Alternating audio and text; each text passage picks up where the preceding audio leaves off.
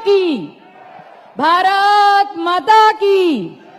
आज आपल्या सर्वांना या ठिकाणी संबोधित करण्यासाठी आलेले सर्व महाराष्ट्रातल्या तमाम लाडक्या बहिणींचे लाडके भाऊ, विकास पुरुष, आणि जो विकास या महाराष्ट्राच्या कानाकोपऱ्यामध्ये होताना आपल्या सर्वांना दिसतोय, इंटरनॅशनल इन्फ्रास्ट्रक्चर जे या ठिकाणी उभं राहताना दिसते, तो विकास आपल्या परभणीच्या गल्लीपर्यंत पोहोचवण्याचा ज्यांचा मानस आहे, विकसित भारताच्या सोबत विकसित महाराष्ट्र सुद्धा झाला पाहिजे यासाठी रात्रंदिवस जे या ठिकाणी काम करतायत ते आपल्या सर्वांचे नेते, आपल्या राज्याचे मुख्यमंत्री आदरणीय देवाभाऊ, मी आपल्या या ठिकाणी सर्वांच्या वतीने स्वागत करते। आजच्या मंचावरील या ठिकाणी उपस्थित आपले नेते रामप्रसाद बोर्डीकर साहेब, या ठिकाणी उपस्थित भारतीय जनता पार्टीचे शहर अध्यक्ष शिवाजीराव भरोसे, ग्रामीणचे अध्यक्ष सुरेशजी भुमरे, संतोषजी मुरकुटे, प्रमोदरावजी वाकोडकर, प्रतापभैया देशमुख, मिलिंदजी सावंत, परमेश्वरजी कदम, राजेशजी देशमुख, मोहनराव फड, आकाशजी फड, उपस्थित सर्वच मान्यवर, मी सर्वांची नावं या ठिकाणी घेत नाही, सर्व आपले भारतीय जनता पार्टीचे महानगरपालिकेतील उमेदवार आणि मोठ्या संख्येने जमलेले सर्व शहरातील मतदार बंधू भगिनींनो, खरं तर भाऊ या ठिकाणी आपण येणार ह्या निवडणुकीमध्ये पहिल्यांदा, परभणी महानगरपालिकेच्या निवडणुकीमध्ये पहिल्यांदा भाजप एवढ्या ताकदीने या ठिकाणी निवडणूक लढत आहे आणि म्हणून या ठिकाणी प्रत्येक जनतेला, या शहरातल्या जेवढे पण मतदार बंधू भगिनी असतील, लहान वडीलधारी असतील, सगळ्यांना माहिती आहे की परभणी प्रभावती नगरी ही 7 वाहनांच्या काळापासून ते मराठवाडा मुक्ती संग्रामापर्यंत प्रत्येक लढ्यामध्ये स्वाभिमानाने लढलेलं हे शहर आहे।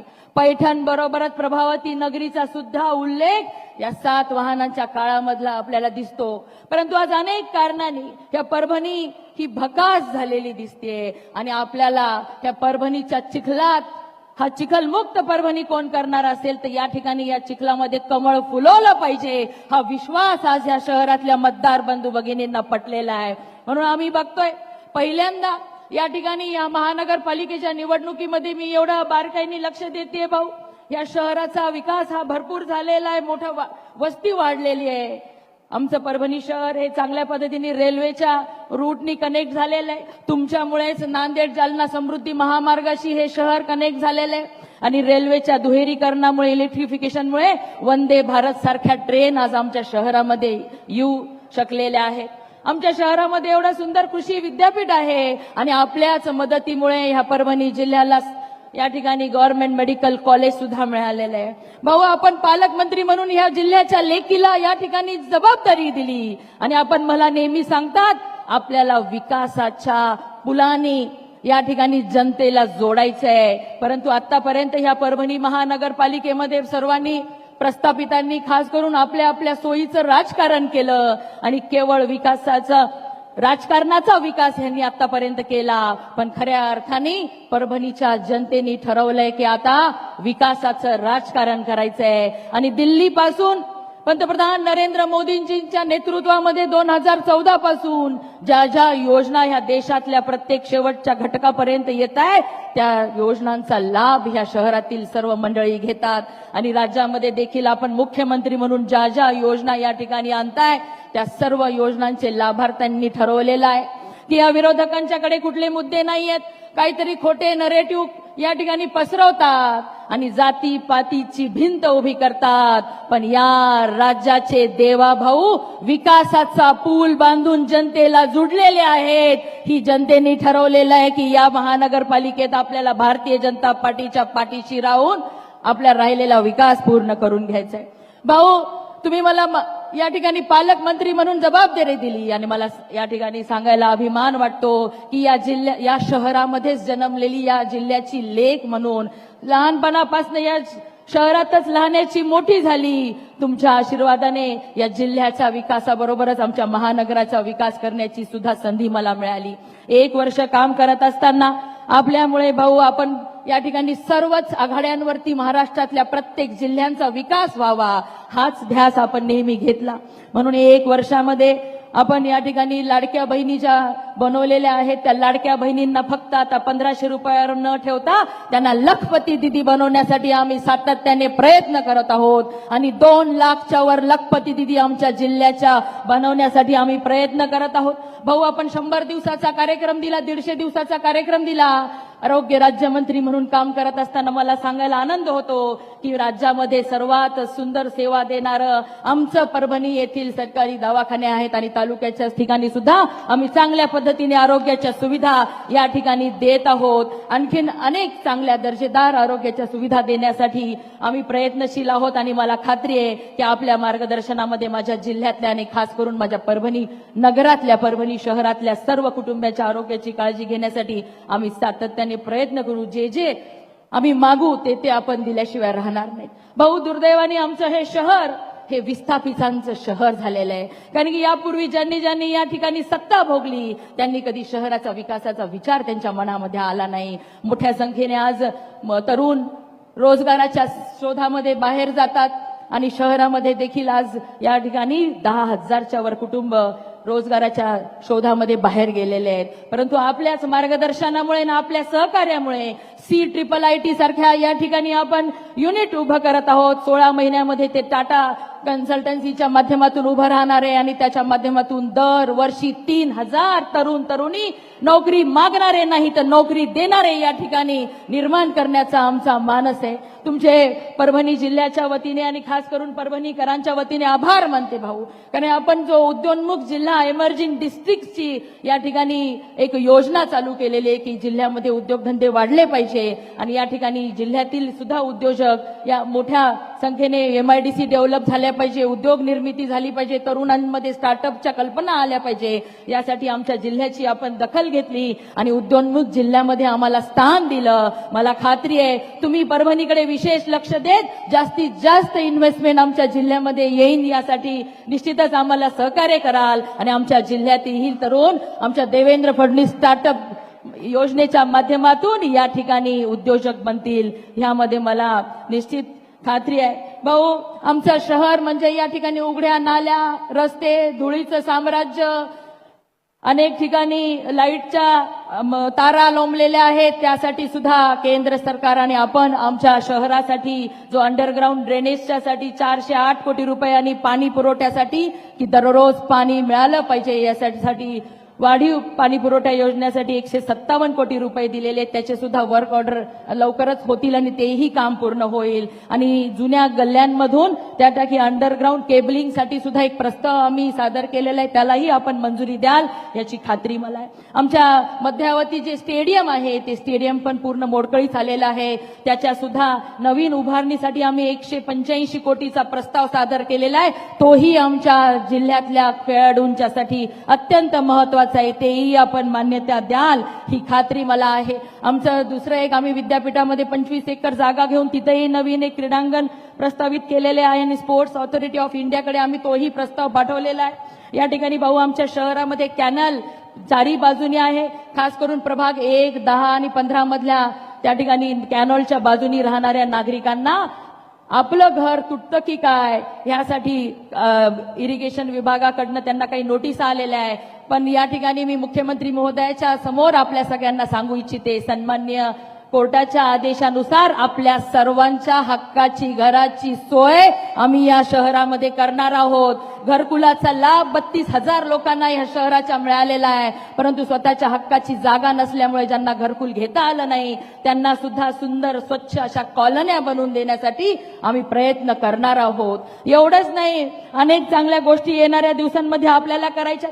काल प्रभाग 12 मधल्या रेल्वे आपल्या या ठिकाणी गेल्यामुळे अंडरपासची मागणी केलेली आहे, त्या सुद्धा आम्ही दखल घेतलेली आहे आणि त्यासाठी सुद्धा येणाऱ्या दिवसांमध्ये काम करणार आहोत.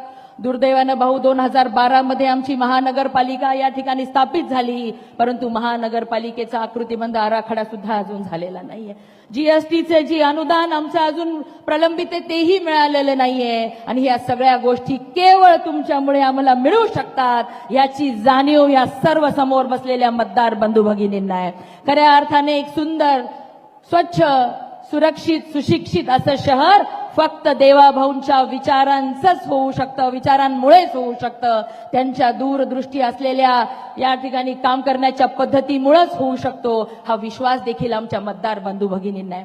मला सांगायला अभिमान वाटतं भाऊ, आतापर्यंत दुर्दैवाने आमच्याकडे जे पालकमंत्री होऊन गेले त्यांनी केवळ टक्केवारीचं काम केलं आणि आपल्याही काही या ठिकाणी महायुतीच्या पक्षातल्या नेत्यांनी सुद्धा फक्त टक्केवारी करत जो पैसा आला तो कधी रस्त्यावरती दिसला नाही. एक ना एक रुपया या वर्षीच्या जिल्हा नियोजन समितीतला योग्य कामालाच लागेल याची दखल तुमच्या नेतृत्वामध्ये तुमच्या मार्गदर्शनामध्ये मी घेतलेली आहे. आणि या शहरामधल्या सुद्धा कानाकोपऱ्यांमध्ये जिथे विकासाची कामं चालू आहेत ते केवळ तुम्ही या लेकीला पालकमंत्री बनवलं म्हणून आज 100 कोटीच्या वरती कामं या शहरामध्ये चालू आहेत. भाऊ, अनेक चांगली कामं आम्हाला या ठिकाणी करायची आहेत, कारण माझ्यासोबत अनेक जण या शहरामध्ये लहानाचे मोठे झाले, पण दुर्दैवाने पाहिजे तसा विकास या ठिकाणी होऊ शकलेला नाहीये. पण आज जनतेला या ठिकाणी पटलेलं आहे की पारदर्शक सरकार, गतिमान सरकार हे फक्त देवाभाऊंचं सरकार आहे. केंद्रामध्ये नरेंद्र मोदीजी या ठिकाणी भरभरून निधी देण्यासाठी तयार आहेत.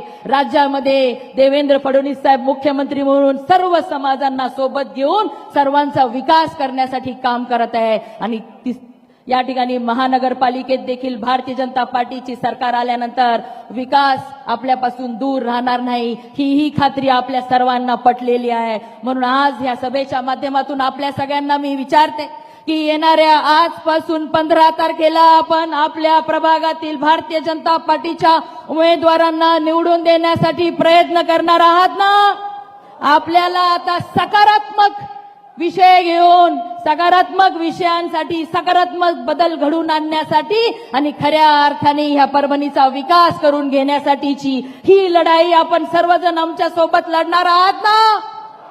प्रत्येकाने या ठिकाणी ठरवल्यानंतर मागच्यांनी काय केलं हे आपल्याला बघायचं नाही, पण ऊर्जावान आपलं नेतृत्व या ठिकाणी आपल्याला संबोधित करण्यासाठी आलंय. मी जास्त वेळ आपल्यामध्ये घेणार नाही, पण आज भाऊंच्या साक्षीने आपण सर्वजण विश्वास द्या की पहिल्यांदा भाजप ही महानगरपालिकेची निवडणूक पूर्ण ताकदीने लढतेय आणि खऱ्या अर्थाने विकास आणि या शहराचा चेहरा मोहरा बदलून टाकण्यासाठी या ठिकाणी आपण निवडणुकीच्या रिंगणात उतरलेलो आहोत. मला विश्वास द्या, भाऊंच्या समोर आम्हाला विश्वास द्या की आजपासून 15 तारखेपर्यंत आपण फक्त आणि फक्त आपल्या भारतीय जनता पार्टीच्या उमेदवारांना निवडून आणण्यासाठी सर्वजण मिळून प्रयत्न करू. आणि या ठिकाणी सर्व जमलेल्या लाडक्या बहिणींना सुद्धा मला विनंती करायची आहे. भाऊ, मला अनेक जण सांगतात आमचा सख्खा भाऊ पण जेवढी काळजी करत नाही तेवढं आमचा देवाभाऊ काळजी करतो दीदी. आणि आम्ही देवाभाऊंनी जे जे सांगतात ते आम्ही या ठिकाणी केल्याशिवाय राहणार नाही.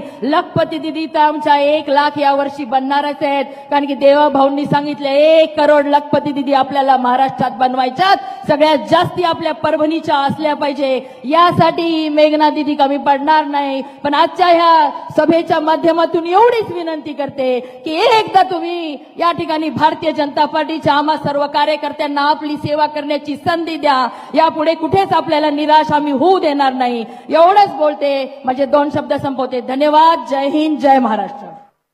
भारत माता की, भारत माता की. छत्रपती शिवाजी महाराज की, धर्मवीर छत्रपती संभाजी महाराज की. जय भवानी, जय भवानी. हिंदवी स्वराज्याचे सरसंस्थापक छत्रपती शिवरायांना मानाचा मुजरा करतो. भारतीय राज्यघटनेचे शिल्पकार भारतरत्न डॉक्टर बाबासाहेब आंबेडकर यांना मानवंदना अर्पित करतो.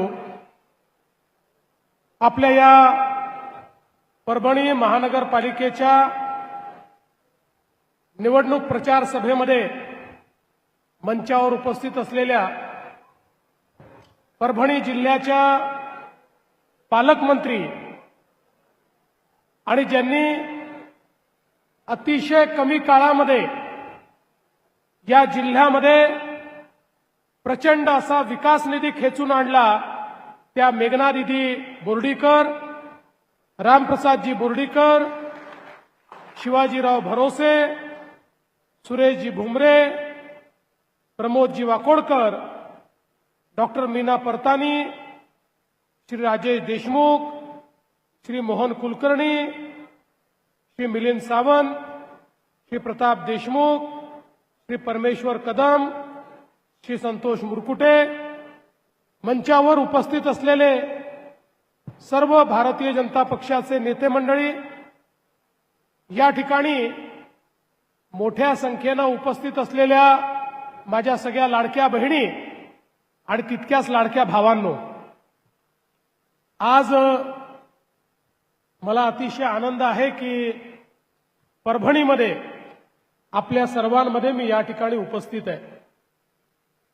मेघना दीदी सांगत होत्या 2012 साली परभणीच्या नगरपालिकेची महानगरपालिका झाली.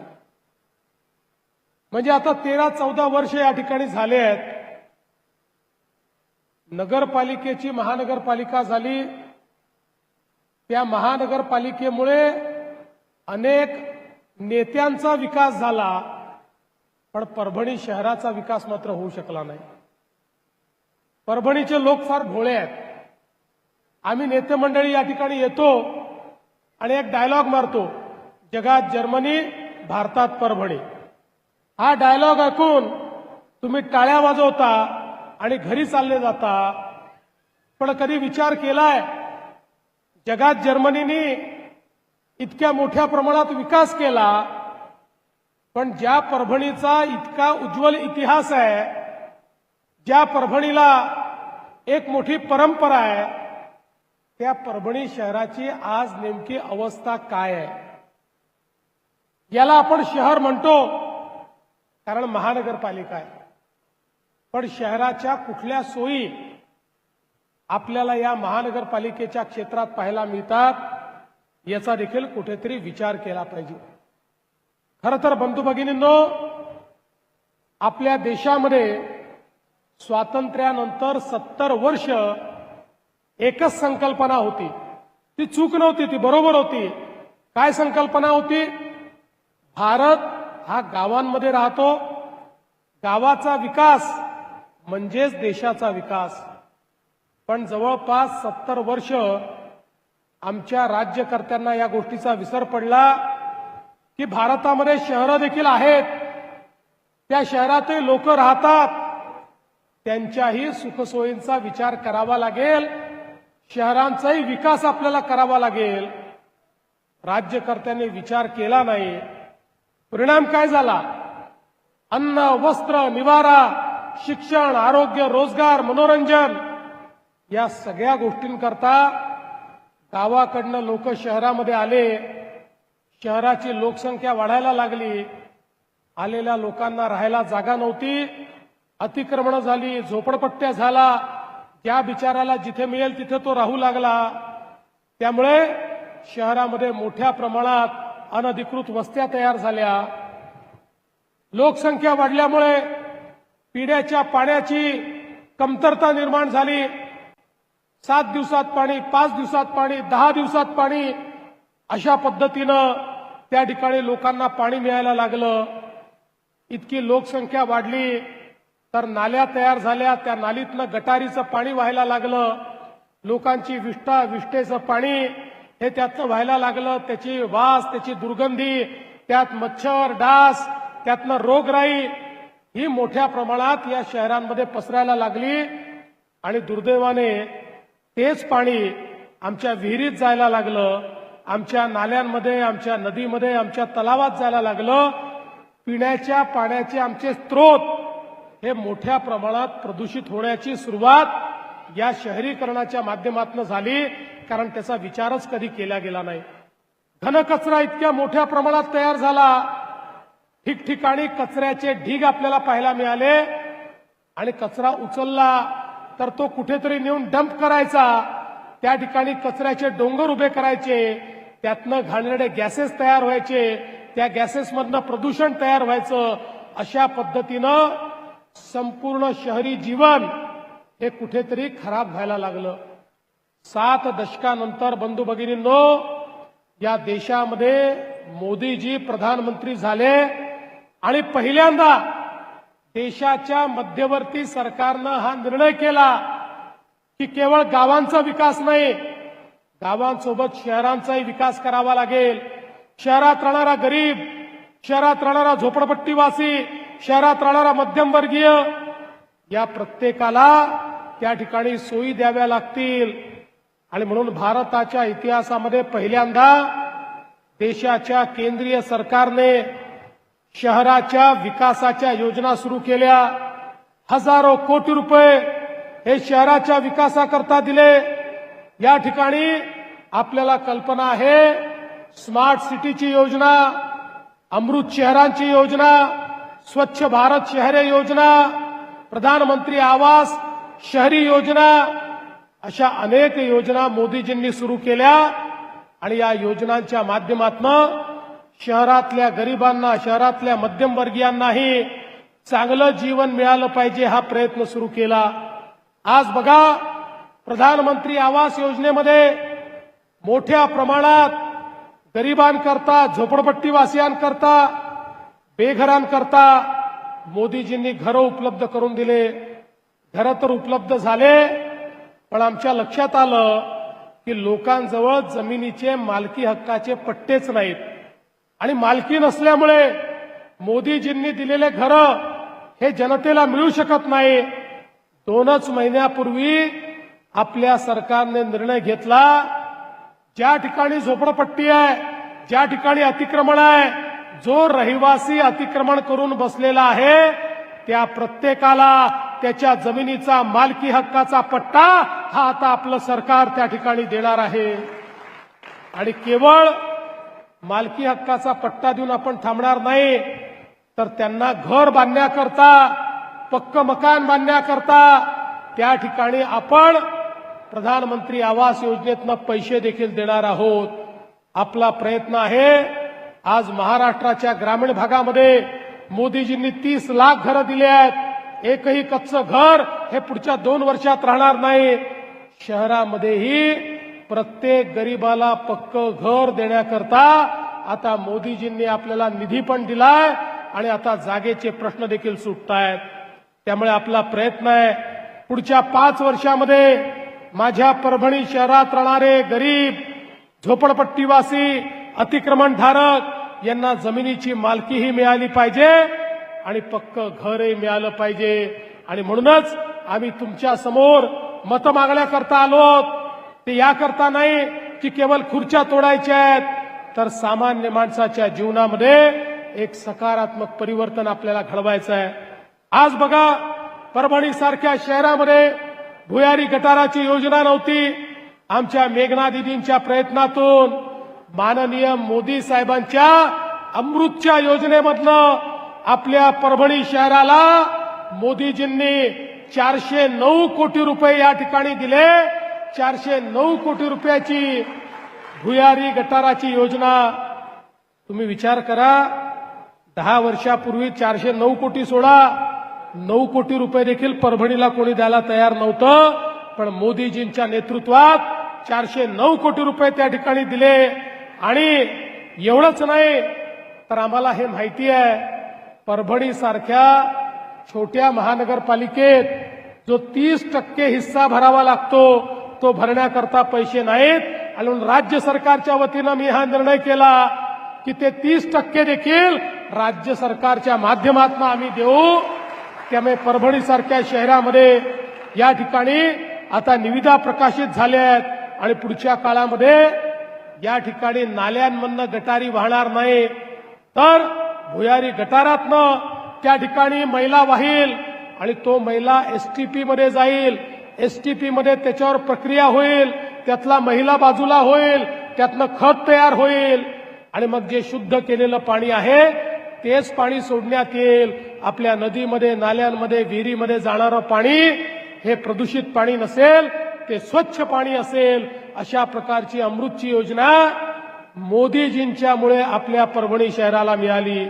एवढंच नाही तर पाणी पुरवठ्याचा 157 कोटी रुपयाचा प्रकल्प पुन्हा एकदा मोदीजींच्या अमृत योजनेतनं आम्ही या परभणी शहराला दिलेला आहे.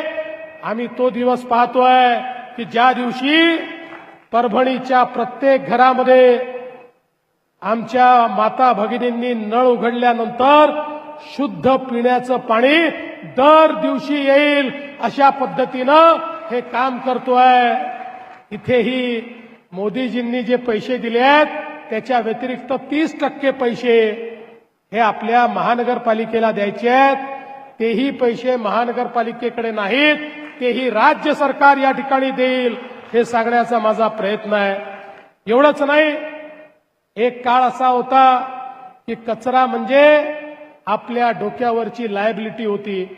कचरा म्हणजे त्या ठिकाणी आपल्यावरचं बर्डन होतं. पण आता स्वच्छ भारत योजनेने अशा प्रकारच्या आपल्याला टेक्नॉलॉजी दिल्या. आता कचरा आपल्यावरचं बर्डन नाही आहे. आता कचरा ही आपली संपत्ती झाली आहे. आता कचरा हा जमा करून त्याच्यावर आपण प्रक्रिया करतो. कचऱ्यापासून कोळशासारखे पेलेट तयार करतो. त्यातनं महानगरपालिकेला पैसा मिळतो आणि हे कचऱ्याचे पेलेट्स हे कोळसा म्हणून वीज निर्मिती कंपन्या विकत घेतात. त्यांना ते कंपल्सरी आहे. आता कचऱ्यापासून खतांचीही निर्मिती करतो आणि मोठ्या महानगरपालिकेमध्ये तर गेल्या 5-7-10 वर्षामध्ये आम्ही मोदीजींच्या योजनेतनं कचऱ्यापासून वीज निर्मिती देखील सुरू केलेली आहे. त्यामुळे आता कचरा हा महानगरपालिकेला त्या ठिकाणी फायदा देणार आहे. आपल्या परभणीला देखील घनकचरा व्यवस्थापन प्रक्रिया प्रकल्पाकरता 33 कोटी रुपये आपण दिलेले आहेत. 18 कोटीच्या निविदा निघाल्या आहेत. 15 कोटी पुन्हा मिळणार आहेत आणि त्या माध्यमातून परभणीला कचरा मुक्त करण्याचं काम हे मोदीजींच्या योजनेच्या माध्यमातून या ठिकाणी आपण करणार आहोत. एवढंच नाही, तर आता मोदीजींनी पीएम ई बस सेवेच्या अंतर्गत 14 कोटीचा प्रकल्प मंजूर केलाय. 40 बसेस हे आपल्या परभणीला या ठिकाणी मिळणार आहे. या इलेक्ट्रिक बसेस आहेत. या बसेसमुळे कोणतंही प्रदूषण होत नाही. अशा प्रकारच्या बसेस, अत्यंत आधुनिक बसेस या ठिकाणी आपल्या या परभणीमध्ये आणण्याचं काम हे आपल्या सरकारच्या माध्यमातून होत आहे. मला अतिशय आनंद आहे की आमच्या मेघना दीदींच्या नेतृत्वात आपण या परभणीला जे काही वैद्यकीय महाविद्यालय दिलं होतं त्याच्या रुग्णालयाने आमच्या 100 दिवसाच्या कार्यक्रमामध्ये महाराष्ट्रात पहिला क्रमांक या ठिकाणी मिळवलेला आहे. हे पाहिल्यानंतर वाटतं जगात जर्मनी आणि महाराष्ट्रात परभणी असाच पहिला नंबर सगळ्या क्षेत्रांमध्ये आपल्याला परभणीला द्यायचा आहे. आणि मी मेघना दीदींचं एका अजून गोष्टी करता या ठिकाणी अभिनंदन करेन की त्यांनी CIIT या ठिकाणी आणलं. टाटा ट्रस्टशी या ठिकाणी मोठ्या प्रमाणात करार करून इनोव्हेशन आणि इन्क्युबेशनचं सेंटर हे आणलेलं आहे. 100 कोटी रुपये खर्च करून हे सेंटर तयार झाल्यानंतर दरवर्षी 3000 परभणीचे मुलं इथनं ट्रेनिंग घेऊन निघतील. त्यातला एकही बेरोजगार राहणार नाही. ते स्वतःही रोजगार मिळवतील आणि आपल्यासोबत अजून 10 लोकांना रोजगार देतील. अशा पद्धतीचं हे केंद्र या ठिकाणी आणण्याचं काम हे खऱ्या अर्थानं आपल्या मेघना दीदींनी केलंय. 125 कोटी रुपये याकरता आपण खर्च करतो. आज आपण परभणीला उदयोन्मुख जिल्ह्यांच्या यादीमध्ये आणलेला आहे. एक नवीन योजना मी आणली. ज्या जिल्ह्यांमध्ये उद्योग कमी आहेत त्या जिल्ह्यांकरता आता एक वेगळं पॅकेज आम्ही तयार केलंय. त्याच्यामध्ये वेगवेगळ्या प्रकारच्या योजना तयार केल्या आहेत. काही इन्सेंटिव्ह आम्ही तयार केले आहेत आणि आम्ही उद्योजकांना सांगतो की परभणीसारख्या जिल्ह्यामध्ये जर तुम्ही आलात तर तुम्हाला इतर जिल्ह्यांपेक्षा जास्त फायदा हा आम्ही परभणीसारख्या जिल्ह्यांमध्ये देऊ. त्या उदयोन्मुख जिल्ह्यामध्ये आता आपण परभणीला घातलेला आहे. त्यामुळे पुढच्या काळामध्ये मोठ्या प्रमाणात या ठिकाणी परभणीमध्ये उद्योग आणण्याचं काम आपण करू. आज डबल लाईनमुळे परभणीला वंदे भारत ट्रेन मिळाली आहे.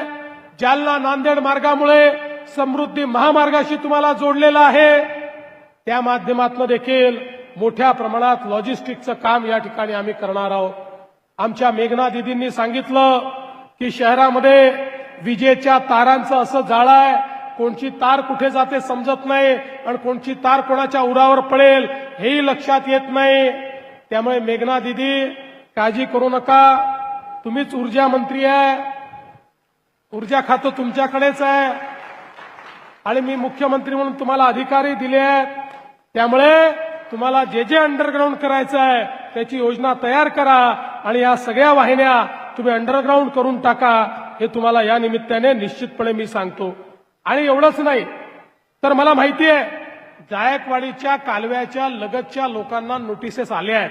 तुम्ही काळजी करू नका, त्याचाही मार्ग आम्ही काढून देऊ. कोणालाही बेघर करण्याचं काम या ठिकाणी आपण करत नाही. खरं म्हणजे परभणीला चांगल्या नाट्यगृहाची आपली मागणी आहे, ती पण आपण पूर्ण करणार आहोत. जवळपास 750 कोटी रुपयाचा रिंग रोड हा आपण मंजूर केलाय, पण त्याची गाडी जरा अडकलेली आहे.